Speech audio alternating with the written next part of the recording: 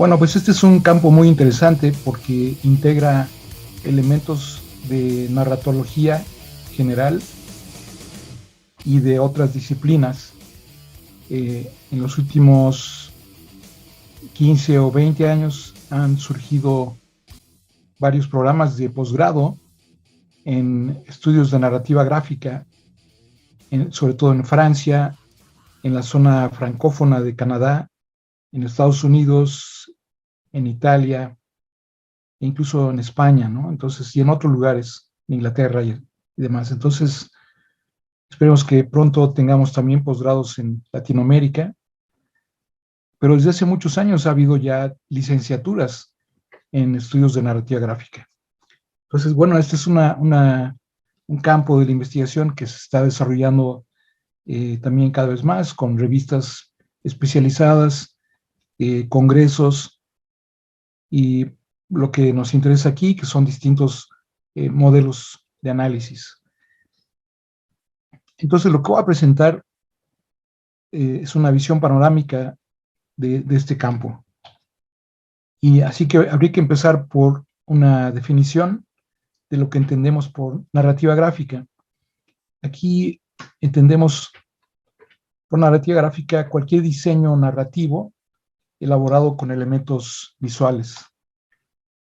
Y con esta definición encontramos 5 formatos de la narrativa gráfica, que son la viñeta, es decir, una imagen única, la tira, que está formada por 3 o 4 viñetas, la plana, que es una página vertical, incluso en Oriente, la historieta, que está formada por generalmente 16 o 32 páginas, y por último, la novela gráfica. Estos son los 5 formatos convencionales que dependen básicamente de la extensión, pero que tienen por esa razón una estructura y una lógica diferente. Entonces voy a detenerme en cada uno de ellos para mostrar algunas de las características que lo distinguen. Así que empezamos con la viñeta, que es, como decía, una imagen individual, es autosuficiente y puede estar o no acompañada por un texto verbal. Esto deja un campo muy amplio de posibilidades. Por ejemplo, aquí tenemos un caso de este personaje de la República Dominicana. Dice que vivas todo el tiempo que quieras y que me quieras todo el tiempo que vivas, ¿no? Es decir, son frases que dirige ella a su pareja, y esta serie ha durado varias décadas, ¿no? Es bastante conocida en el Caribe. O, por ejemplo, este tipo de retratos. Aquí creo que ustedes pueden reconocer la imagen de Albert Einstein.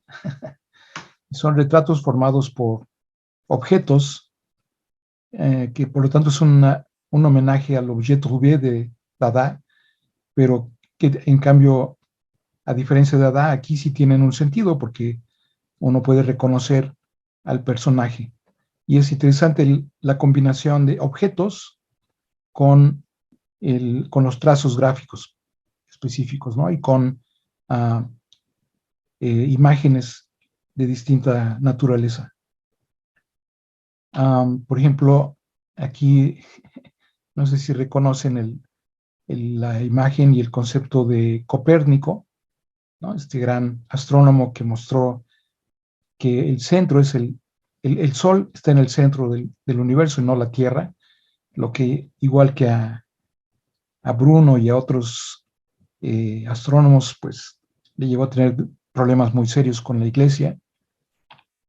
O, por ejemplo, aquí creo que reconocen a Astor Piazzolla, el gran compositor de música para bandoneón, que nació en Argentina. Entonces, bueno, este juego con el mismo instrumento y discos de acetato, notas musicales y demás. Ahora, entrando en el tema central que nos interesa ahora, pues habría que preguntarse qué tipos de teorías de la narrativa gráfica existen. Y pues encontramos que hay 4 tendencias.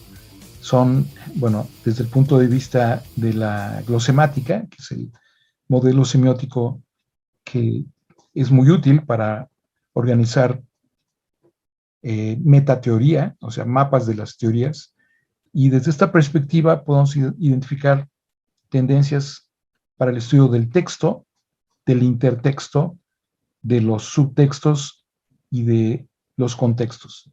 Este es el modelo que usé también la vez pasada y lo que voy a utilizar en las próximas, porque creo que permite organizar justamente las tendencias teóricas.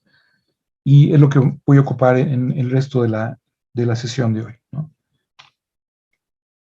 Este modelo, al mismo tiempo, se puede ver aquí de manera sinóptica y podemos distinguir, por una parte, igual que en la teoría del cine, en la teoría literaria, en toda la teoría semiótica o en la teoría de la cultura, o prácticamente de cualquier otro objeto social, tenemos por una parte las teorías humanísticas, que aquí las he ubicado pues, en la mitad superior, y por otra parte las teorías sociales.